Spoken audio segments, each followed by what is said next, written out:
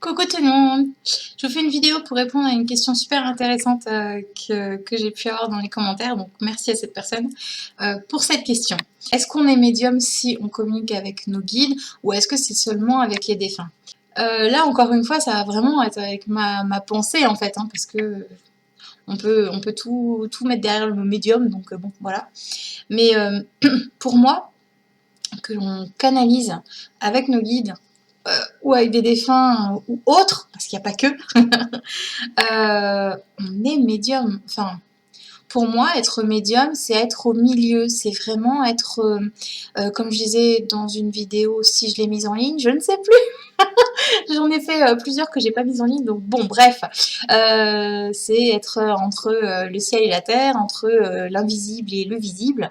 Donc, c'est simplement de savoir s'écouter, c'est de pouvoir faire confiance à ses capacités en ses capacités subtiles. Donc, la réponse, bah, en fait, c'est vous êtes médium, point. Même des personnes qui pensent ne pas canaliser sont médiums. Ah, je souris parce que du coup, je pense à une amie qui me dit « Mais non, je suis pas médium. » Mais si, tu l'es. Si. Après, encore une fois, ça dépend ce qu'on met derrière. On met tellement tout et n'importe quoi derrière ce mot-là.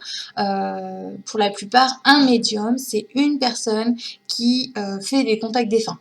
Donc effectivement, d'où la confusion, où on pourrait croire que si on se dit médium, c'est qu'on fait des contacts défunts. Non, être médium, c'est canaliser. C'est-à-dire qu'on peut canaliser une énergie, quelle qu'elle soit, peu importe, que ce soit un défunt, un guide, une plante, un animal, un ange, etc. On est ce canal, donc on est médium. Être médium, c'est savoir utiliser ses sens subtils pour pouvoir communiquer avec quelque chose qui n'est pas perceptible tout simplement.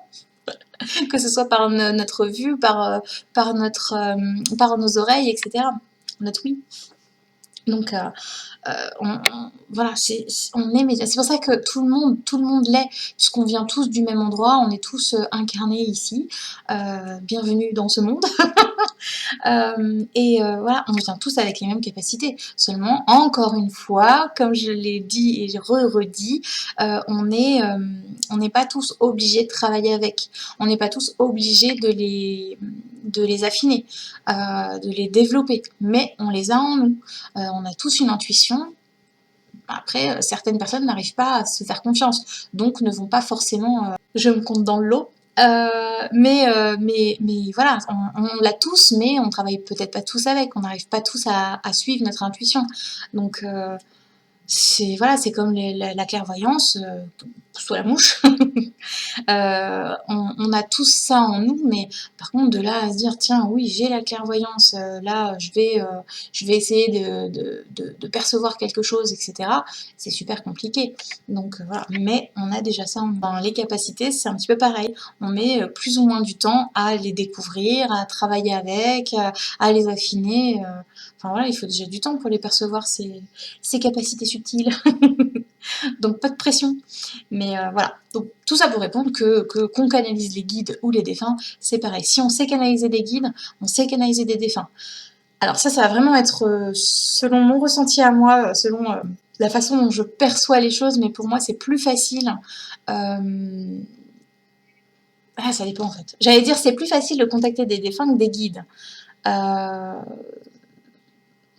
en fait ça dépend. Non, c'est beaucoup plus facile. J'ai rien dit. Non, c'est pas plus facile, en fait, ça dépend du défunt, et puis ça dépend après des guides, donc... Non, j'ai rien dit. Oubliez ça. Enfin bon, bref, voilà. Passons. Je pense avoir répondu, donc je vais pas m'étaler plus.